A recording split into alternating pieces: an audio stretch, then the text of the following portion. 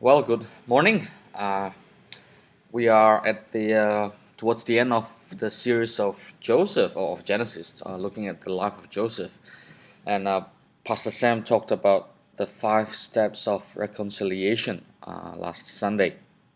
First step was let go of the revenge option, and then reach out, reassure, get God's perspective, and live like it is finished. That alone, those 5 steps alone, provide enough framework for good conversation in cell. So remember, uh, but when you have conversation in cell about this, don't just talk about, what are the 5 steps of reconciliation? One, two, three, four, five, done, deal. No, please go down to the heart. Ask the questions. Is there anyone you need to be reconciled with? Ask the questions. Is there anyone you need? Is there anyone that you have been entertaining revenge?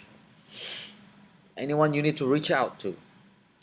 Are you perhaps you have been reconciled, but are you living like it is finished, or are you still hoping for some more thing to happen?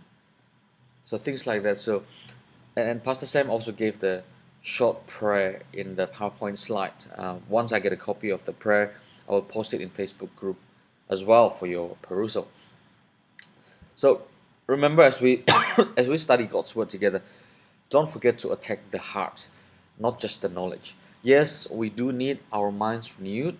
I think that's the first step. That is a must. But in the end, it must go to the heart. So when you talk about the 5 steps, don't just talk about the 5 steps, but ask the questions. Do you need to do this? Is there anyone that needs to look at this one step? What's the difficulties? Is there anyone we need to forgive, and things like that? And well, this coming Sunday is the last part of Joseph. This is where we look at the part where Joseph says, "You meant it for evil, but God meant it for good," which is the title of the series, "God meant it for good." And that phrase is true, it is comforting, but I think we must make sure that it doesn't just become another cliche that we comfortably use in all sort of bad situations. Christians are known to to use so many cliches because sometimes we just don't know what to say, and we just say something thinking that it is God's word, therefore it will be a comfort, and we just leave it at that. No, I think sufferings can take different forms and can be caused by different things. So the context in which Joseph said this phrase must be noted carefully. Um, I do hope that I will make it a little bit clearer this coming Sunday. But just remember that don't make it just become a cliche, but ponder upon it so that you know how you can help others in a similar situation. Well, that's for this coming Sunday. Well, before I leave, just to remind you that Salidas Gathering is on Saturday, 28th of February. So that was the last Saturday of this month. That will be the Salidas Gathering, and it has been extended to ministry leaders as well. Pastor Sam will address both ministry leaders and cell leaders about the vision and also about the new series, Know, Grow, Proclaim, with a special emphasis on the proclaim bits. We are going to use a resource called Just Start Talking.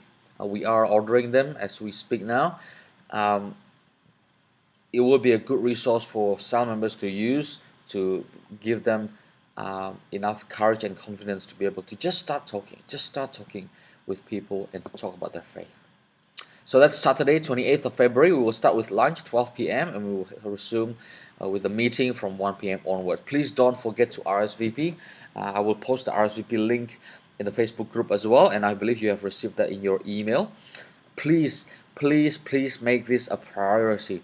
We are in this together, and there is temptation to not come and to think that, nah, I don't need this, some other people need this, I don't need this. But friends, we all need each other, and we need to move together, and this is an important gathering. We want to be on the same page. We don't want celebrities to not know what's happening in the church. So I really hope to see you all here on the 28th of February. See you then. Ciao.